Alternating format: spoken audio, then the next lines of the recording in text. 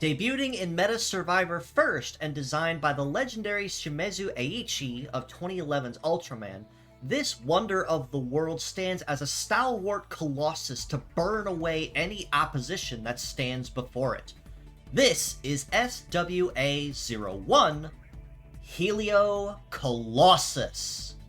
With a kit of Meteor Hammer, Flame Hammer, Bomb Hammer, biped legs, and the leg ability of Combustion, which, upon receiving a DOT effect from a fire symptom, restores the HP lost and buffs all leg stats up to 5 stacks.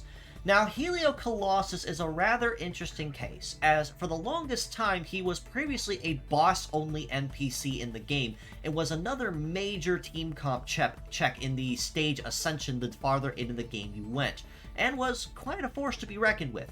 But given the fact that this legendary powerhouse was designed based off of the Colossus of Rhodes of the 7 Wonders of the Ancient World, I suppose that powerful force is par for the course and to be completely expected. Meteor Hammer on the head is a brand new skill being introduced into the game, which serves basically as a twofold ult on the Meteor skill already in the game. Unlike Meteor, which is a shooting attack with piercing, Meteor Hammer is an AoE attack, which means it will damage all parts and spread the damage across all healthy parts evenly, but it is also a melee skill, so a new option for players that want to make use of it. The first thing to note about Meteor Hammer, though, is the fact it is a gunpowder attribute skill, which means that it falls in the same family as Missile, Napalm, Hyper Missile, and so on. It's good for anyone that possibly has a gunpowder weakness, such as anyone with the double-edged leg ability. However, Meteor Hammer also applies a fire DOT to self upon attacking the target. In trade, that as long as you maintain that fire symptom on the self, you get a times 1.5 damage bonus. So right off the bat, Helio Colossus makes it abundantly clear that he doesn't really like certain types of health. Namely, he doesn't like anyone with stat cleanse that can remove negative symptoms from the team, or at least from him. Because, as a flame-specific type user, he thrives on being able to turn up the heat and turn it up equally on the target in question. Flame Hammer on the right arm is the other brand new skill that Helio Colossus is introducing, but more or less serves the same vein, much like Meteor Hammer was doing. Instead of having a gunpowder attribute skill much like Meteor Hammer, Flame Hammer instead trades that for the ability to set both the user and the target on fire when attacking. But it also maintains the same damage plus if there's already a fire symptom present on the user. So basically, this makes it abundantly easy to start with the head or even start with the right arm instead, and both of those are going to have a damage plus going from the second turn forward, as long as that effect obviously is not removed. So naturally, if you find that you can't use Meteor Hammer super consistently, such as only having 2 uses, or there really isn't anybody on the field that can capitalize with a gunpowder weakness, you can honestly alternate between either of them and not really see too much of a change in performance, especially given that the heating, cooling, success, and power are all fairly equal between the two of them. Flame Hammer on the Bomb Hammer on the left arm is the only new skill that is not being introduced by Helio Colossus, as we have already had it before, but it has been a hot minute since we've seen it. The Bang Bravern collaboration, if I recall correctly, where it was introduced as a collab-only skill. That is no longer the case. Simply explained, Bomb Hammer is more or less Meteor Hammer as a gunpowder attribute hammer, but that's about as far as it goes.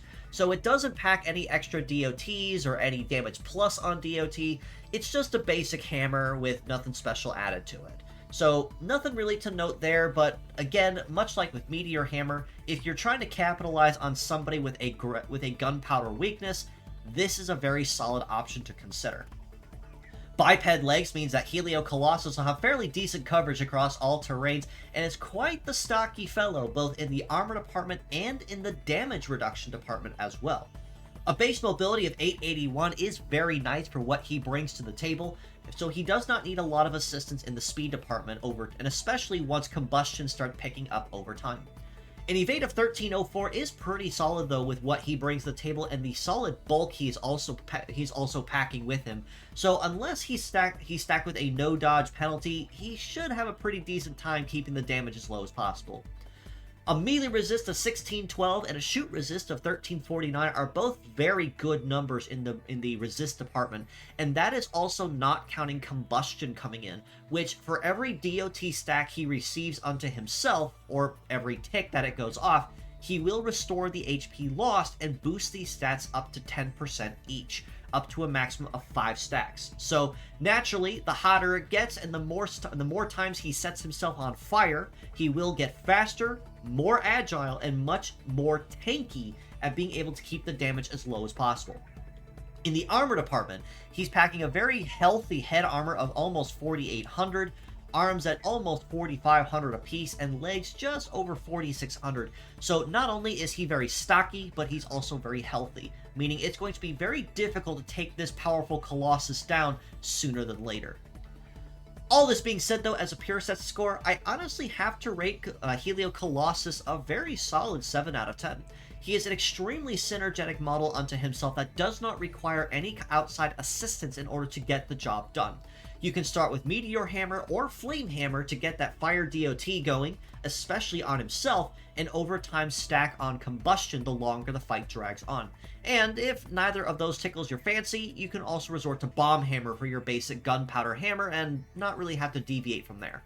Some minor concerns I do have about him, though, is the fact that he does rely extremely heavily on gunpowder attribute, especially between 2 of his 3 skills. So this means if somebody is immune to gunpowder damage, such as with Gunpowder Guard, that makes him effectively useless, minus Flame Hammer, which is kind of his saving grace.